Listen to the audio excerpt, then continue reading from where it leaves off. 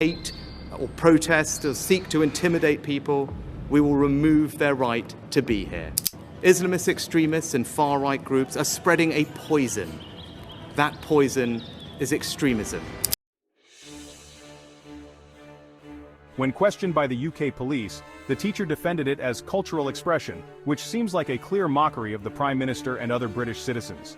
Intimidation, threats, and planned acts of violence. This behavior is unacceptable and needs to be addressed by the government through legal measures to put a stop to such public abuse from Islamist groups.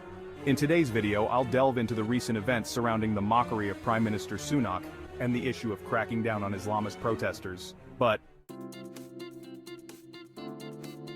before we dive in, if you haven't already, make sure to subscribe to our channel and hit the notification bell so you never miss out on our latest updates.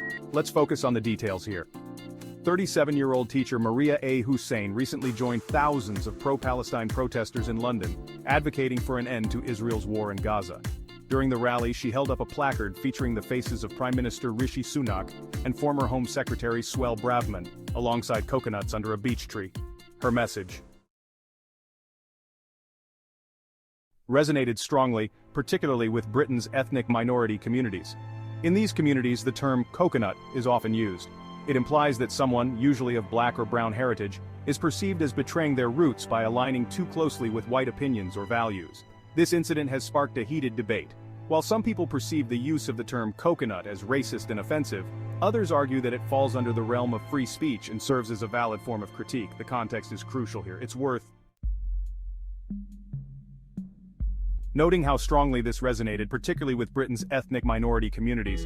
In these communities, the term coconut is often used. It implies that someone, usually of black or brown heritage, is perceived as betraying their roots by aligning too closely with white opinions or values. This incident has sparked a heated debate.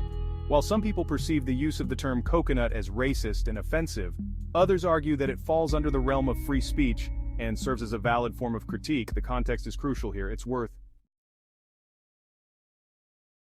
At the time of the protest, a prominent right-wing figure had labeled pro-Palestine demonstrations in the UK as hate marches.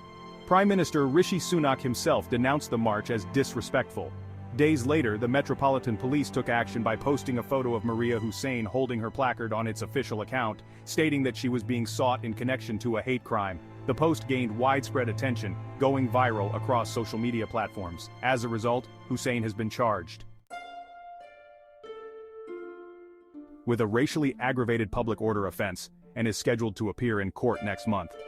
A spokesperson from the Metropolitan Police confirmed the charges against Hussein, stating that she was informed of them via post. In response, Hussein expressed surprise and disbelief, stating, "I had no idea that our word coconut would be hijacked by a demographic that doesn't use these words and then used against me to criminalize me." This statement was given in an interview with Al Jazeera before she was formally charged. Maria Hussein went on to say, "As a woman of color and a Muslim, coupled with my outspoken criticism of our government's role in aiding and abetting a genocide against the Palestinian people, I have found myself in a vulnerable position. These intersecting factors have made me the perfect scapegoat for far-right ideologists. I have always believed, and still do, that I have full ownership of the word coconut. In many cultures, words like this are used to hold individuals of ethnic origins accountable when they wield their positions of power to promote white supremacy ideals, narratives, and policies." It's difficult to convey the full weight of what she expressed here, but essentially, she feels victimized and unfairly targeted, both as a victim of crime and mockery. According to the Metropolitan Police, hate can constitute a crime if it is driven by hostility or prejudice, based on factors like race, sexual orientation, disability, or transgender identity. Importantly, the definition highlights that the victim themselves doesn't need to perceive the incident as hateful for it to be considered a hate crime. Until the recent fallout, many were unaware that the term coconut could be considered a hate crime. It's worth noting that not all public uses of the word have resulted in prosecution. On too many occasions recently, our streets have been hijacked by small groups who are hostile to our values and have no respect for our democratic tradition.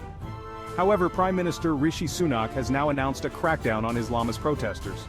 Many of them are expected to face legal action with potential consequences including court appearances and visa cancellations.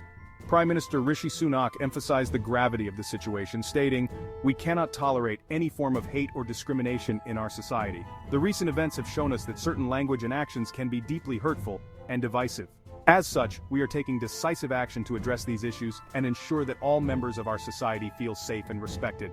This crackdown on Islamist protesters is a necessary step in upholding our values